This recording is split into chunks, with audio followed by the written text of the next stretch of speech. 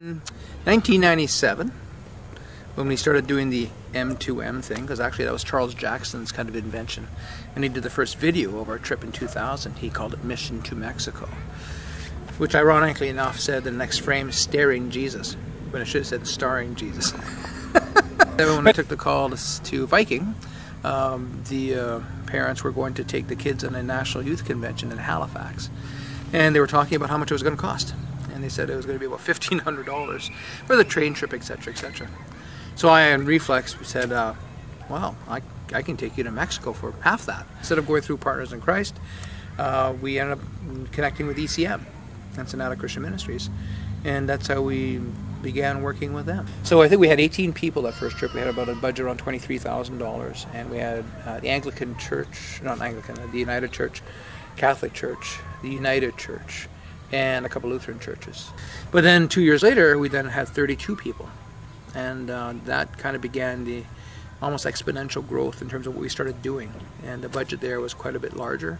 And there we clothed about 160 families or so, and then we gave away this and that. We built our first house. For that, in 2002, we built, I believe, 2 houses.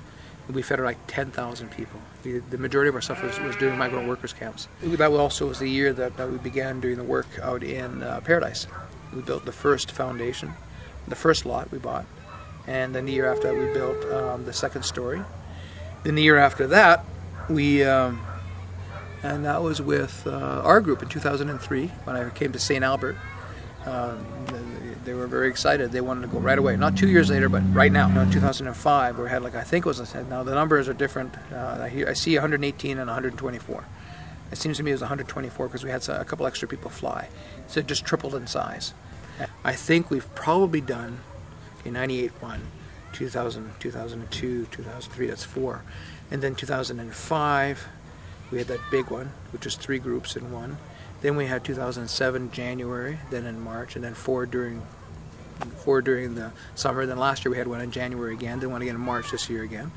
So that's what 13 now. This one's 14 now. 2 weeks from now will be, another week from now will be Emmanuel, so it'll be 15. I think one of the major things is in Paradise Valley, where we had the opportunity to buy those 3 lots. We have one that we still want to do something with eventually. We've been able to see the people come together in terms of worship. We've seen the impact it can have on a community. Because when you build 25 houses over a number of years, you know, like Paradise Valley, now you're creating, in essence, in a small way, but you're affecting that community. You're creating a middle class. Now, for us, it's not a huge thing, but for them, it's massive. Because now they're able to send their kids to school with a little bit more money. They're able to buy things themselves because they don't have the same amount of money having to go into the house because it's paid for. It's given to them. It's a gift.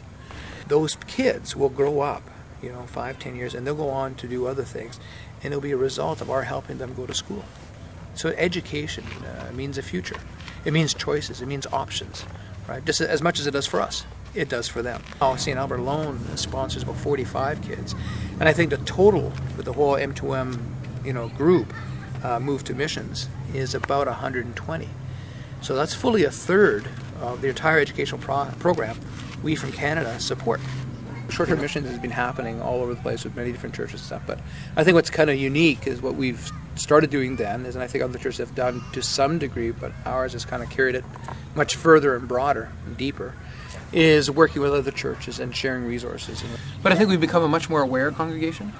We haven't necessarily grown by leaps and bounds in terms of things like that, but more people within the congregation have become more involved, and so in that way they're maturing in terms of their faith and how missions affects them. That missions really is the reason for, the outreach of the church. I mean, to my way of thinking, there's 2 reasons for the church. One is the proclamation of the gospel, obviously, and also the nurturing of the people.